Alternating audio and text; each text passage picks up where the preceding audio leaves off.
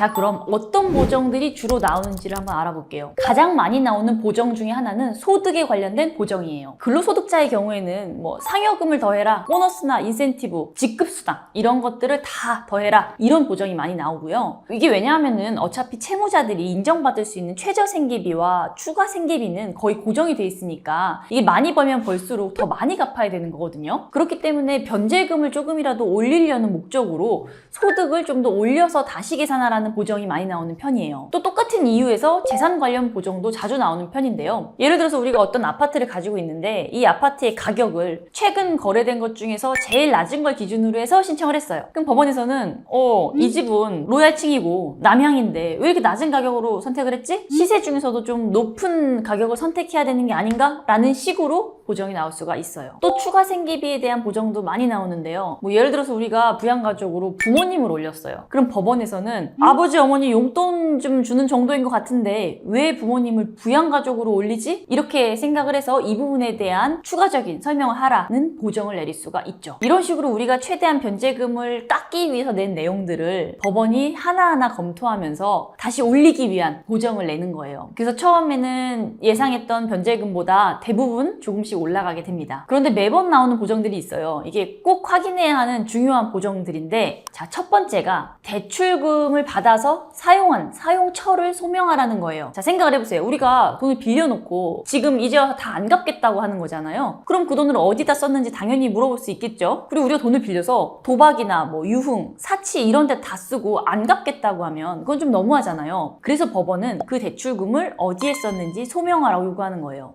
두 번째로는 통장 거래 내역에 대한 보정이 있어요. 이 통장에 큰 금액이 오갔다면 그걸 설명해 달라는 거죠. 그러니까 뭐 예를 들어서 예전에는 재산이 있었는데 그걸 다 현금으로 찾아서 빼돌리고 대출을 이것저것 받은 다음에 그것도 다 쓰고 그리고 개인회생이나 파산을 한다고 하면 이건 재산 은닉으로 볼 수가 있겠죠. 그래서 그런 큰 금액의 입출금 내역에 대해서는 소명을 해야 합니다. 이 소명을 해야 된다는 점은 모든 법원에서 동일한데 그 구체적인 기준은 법원에 따라서 좀 차이가 있어요. 심한 경우에는 10만 원 이상의 통장 내역을 전부 다 소명하라고 하거나 보통은 한 50만 원 이상 내역에 대해서 소명하라고 하고요. 간혹 일부 법원에서는 100만 원 이상의 거래에 대해서 최근 1년 통장 거래 내역을 다 확인하고 소명해라 이렇게 합니다. 세 번째로는 재산의 처분 과정이나 처분한 재산을 어디에 사용했는지 이 부분에 대한 보정이 나오는데요. 이 세무서 과세증명서를 보면 내가 취득하거나 처분한 재산에 대한 세금 정보가 다 나와요. 그래서 그걸 보고 법원에서 뭐 5년 전에 집을 팔았는데